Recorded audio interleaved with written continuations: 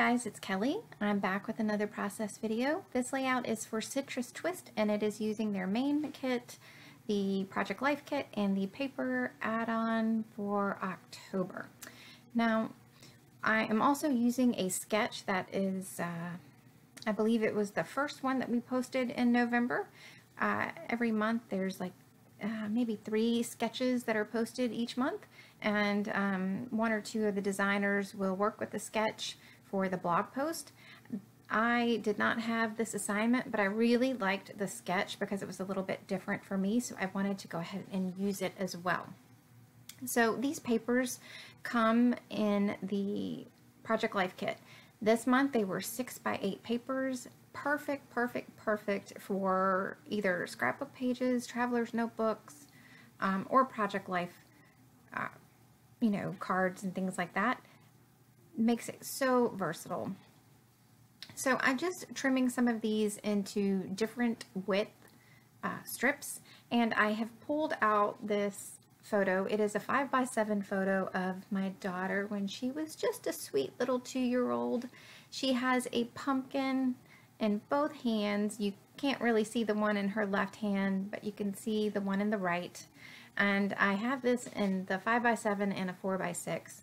And ultimately, I'm going to decide to change out the 5x7 to the 4x6 because I felt like it was just not the right balance on the page. The photo was too big. The photo either needed to be larger and take up, just about the entire half of the page, or at least the height needed to be 12 inches.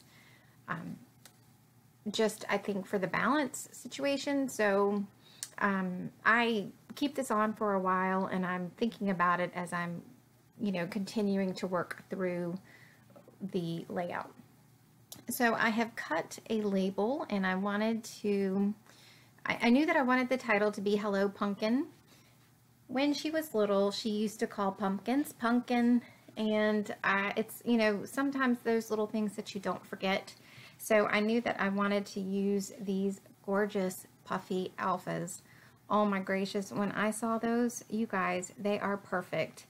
And Trina has said that we will be seeing more of these puffy alphas in different colors. So if you like that and are looking for a kit to subscribe to, check out Citrus Twist, especially their Project Life kit for these little small puffy alphas. So I'm going through the die cuts. These die cuts are from the Project Life kit.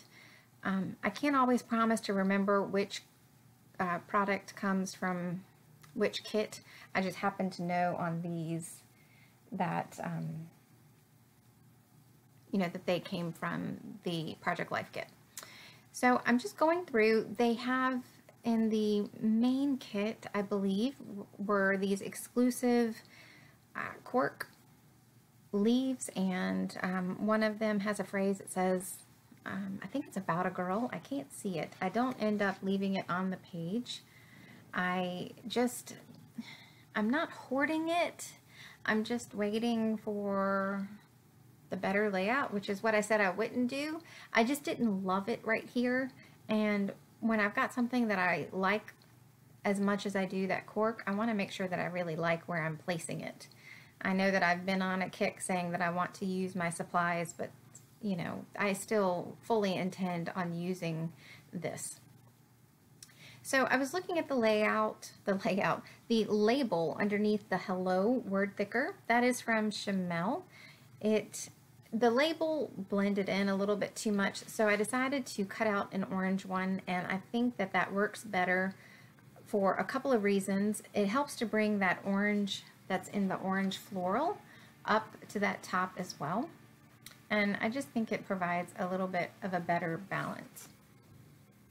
So I'm continuing to cut out some labels because I know that I wanted to layer a couple of labels underneath the title just to add a little bit more depth to that title. Having a title in this position is definitely different for me, which is one of the reasons why I chose this sketch. I think that to stretch yourself creatively, sometimes it's nice to do things that are a little bit outside your comfort zone and outside what you would normally do. And I felt like that was one of the things that I could definitely do. So I leave it for whatever reason. Most likely I had to go do something with my kids. And I come back to it, and now I want to figure out exactly how I want the papers to be placed.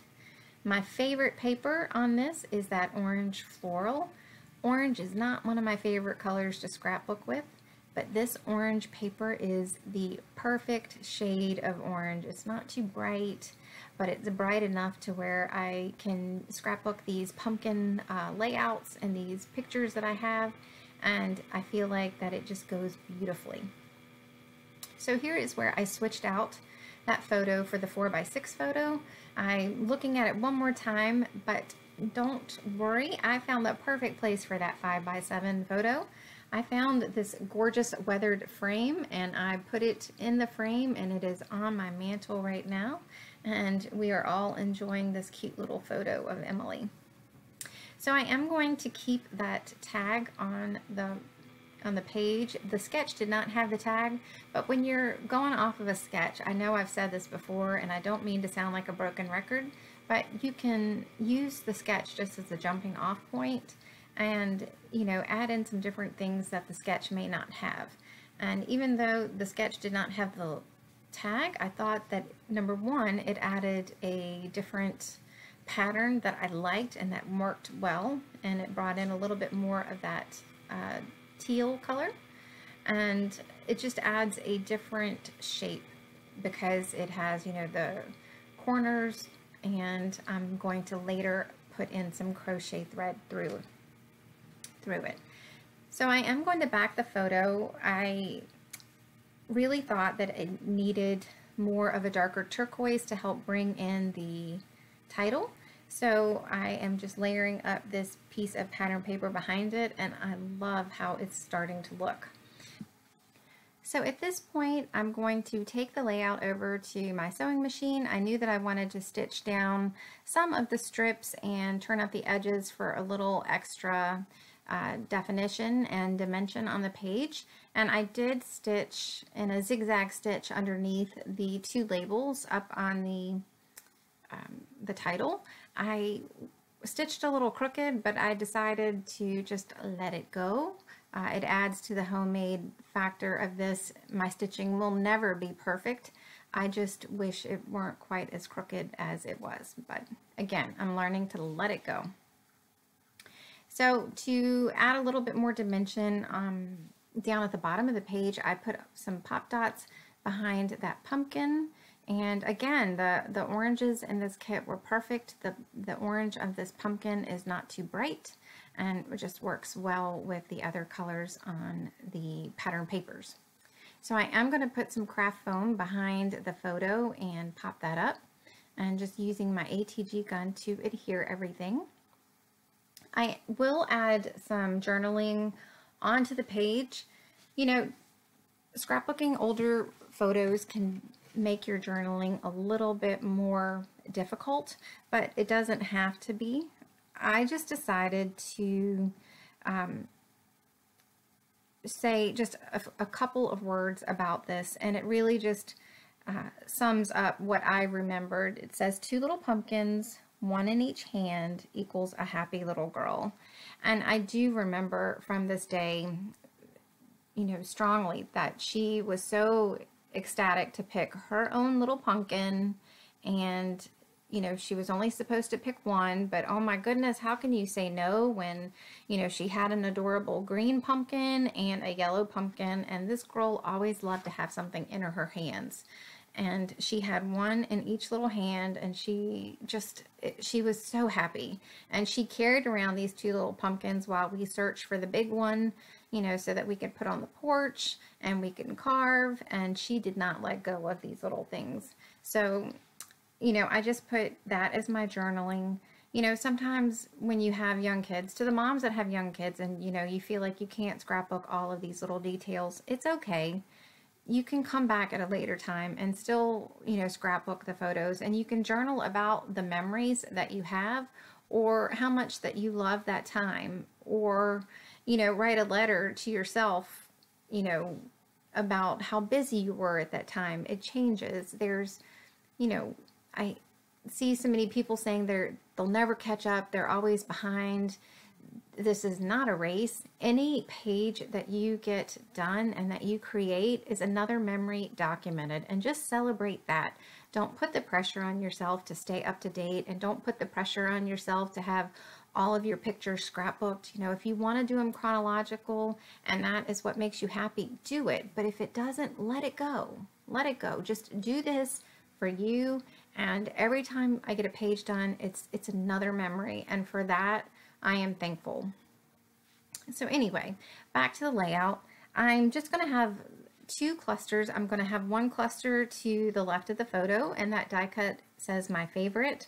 It has two staples on it, which is perfect. I had contemplated taking my tiny attacher and stapling over top of it, but I knew that when I did it, it would come off a little bit crooked, and I had already had the stitching that was crooked on this, and I just wasn't sure that my little self could deal with two crooked things, so I let that go. I did fussy cut a few of the acorns and added that to the clusters as well. So that's pretty much it for me today.